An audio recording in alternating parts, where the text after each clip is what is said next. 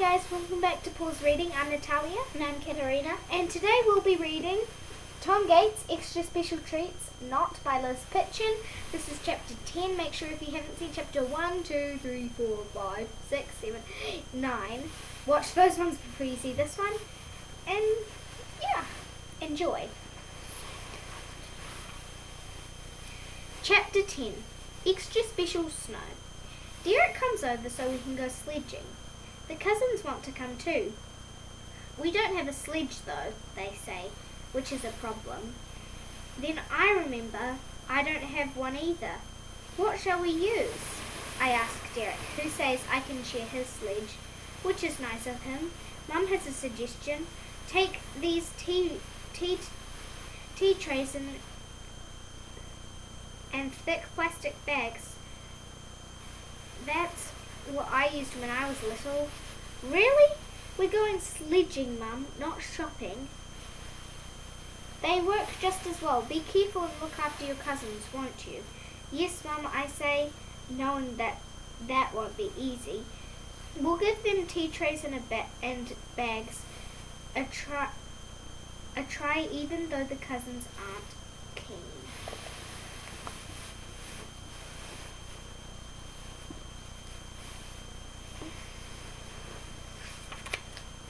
Dad's decided he's coming with us because Uncle Kevin is driving him nuts, which is fine by me. He can look after the cousins. Your Uncle Kevin's been complaining about everything he tells me. It's true, I've heard him. None of your pens work. What's this? Coffee? This room needs a lick of paint. Dad's pleased to see we're all dressed warmly for the snow. The cousins are still wearing their cherry hats. I'm forced to wear those mittens again. Never mind. I'll keep my hands in my pockets. When we get to the park, the first person I see is Amy Porter, who's with a few girls from my class.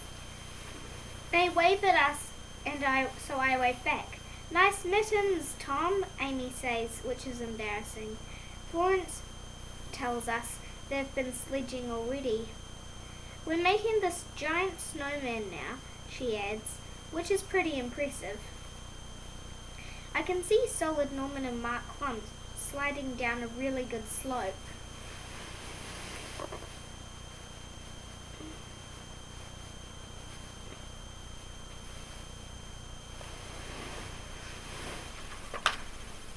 Marcus Melger is there too, admiring his own super sledge and showing it off to anyone who looks at it. It's mine. It looks pretty flash compared to what we've got. Nice sledge, Marcus, Derek says. I know, it's the best, Marcus says, looking at our tea trays and plastic bags. Are you really using those? He asks. Yes, we are. What's the problem, I ask him. Falling off? They don't look very safe. This sledge is super sturdy and fast. Watch this. I'll show you how it's done. We're watching, I say wearily. Marcus gets ready to go down the hill. Norman couldn't be bothered to wait for Marcus's, who's buzzing with the sledge. He goes down first. Whee! Marcus tries to set off next. Only he doesn't move. He shuffles along a bit more with his feet trying to get it going. He's not sliding at all. Stupid snow. It's too thick. Can someone give me a push, he asks. Derek and I both push him. Marcus starts to go really, really slowly. Shuffle himself to the bottom of the hill while his feet more like super snail than super sledge, I say to Derek.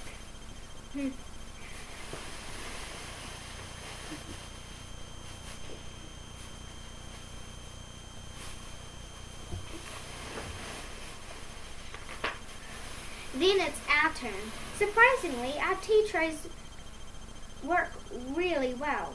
Rooster loves sliding down on the tray with Derek. His ears flap around a lot in the wind. Marcus insists his sledge must be broken, and that's why it wouldn't slide.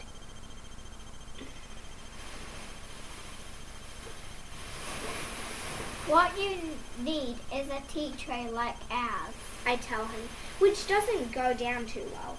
I've had enough of sledging today. There are too many kids here in my way, Marcus says. Then he goes off in a huff to make a snowman. I can see Dad chatting to someone of the other parents and laughing. so at least our parents, he's cheered up, which is good news. The cousins have stopped sledging now because their feet have burst through their plastic bags. Let's make a snowman, they say. Good idea. I decide to make a snow monster, which attracts a bit of attention. Some kids come over to watch me. Nice monster, one says.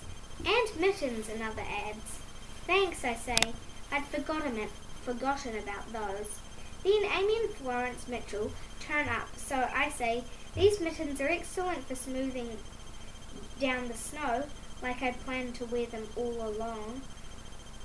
I'm about to put the finishing touches to my monster head when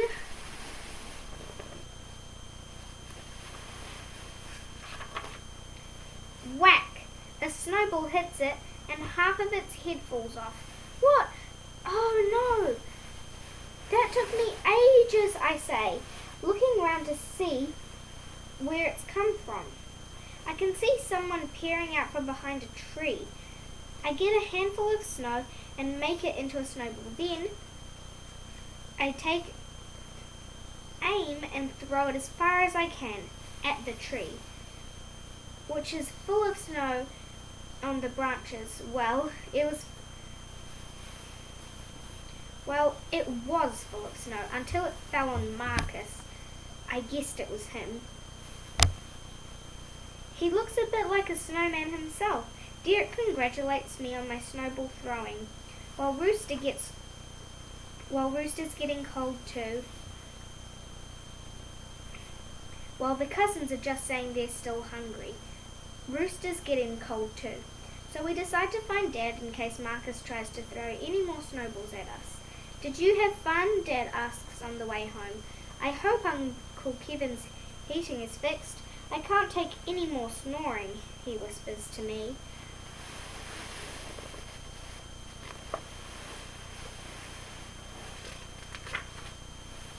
Derek takes Rooster home, as he's very tired from playing in the snow. When we walk into our house, Mum looks very happy, which is a good sign. She tells the cousins everything's fixed, so you'll be able to go home today. I bet you're pleased about that. Not as pleased as Dad is. Sleep! Mum's also smiling because she's found out my school is opening again tomorrow as well. Oh. The cousins and Auntie Alice go and pack up their stuff before Uncle Kevin comes back to pick them up. When he arrives, he announces, I've managed to sort everything out as usual. Let's go back home to a bit of luxury, which doesn't go down too well with Mum. Charming. I can see Dad rolling his eyes behind Uncle Kevin. If I did that, I'd be in big trouble for sure.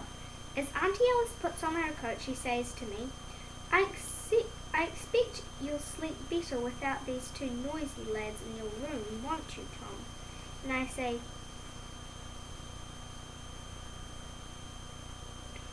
I say, because it's true. They're not noisy.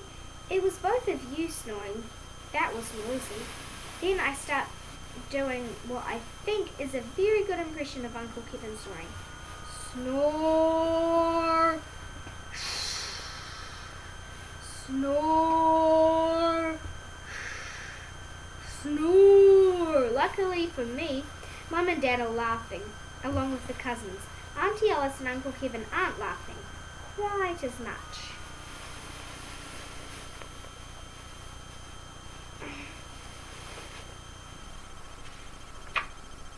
As they leave, we can hear them arguing. Not me. Oh, no, it wasn't me, it was you. About who snores the most. The cousins have waved goodbye, and after they've driven off, Mum says, I can't believe you snored like that, Tom, which makes me think I'm in trouble. It was hilarious. Okay, I'm not. Phew. Mum wants to know if I'd like a hot chocolate. Yes, please, as if I'd either say no. You deserve a treat for having the cousins squashed in your room, she tells me. I agree. When I get the hot chocolate, it has marshmallows and chocolate sprinkles too. There's something about the marshmallows that remind me of someone. I know. I push the sprinkles around a bit more with my spoon. Ha ha. Now that the cousins have gone, Delia slops downstairs. What's so funny? She wants to know. Nothing, I say, then eat the marshmallows.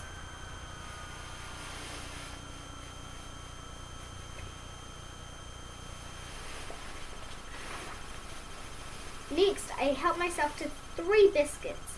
Only Mum says I have too many. They're for my art project, I tell her, which is quick thinking. So I've drawn around the chocolate biscuit caramel wafer, and custard cream to make this monster doodle. Mum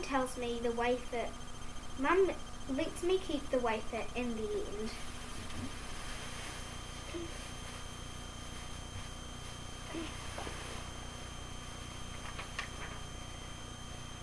And that is the end of chapter 10. Make sure to check out chapter 11.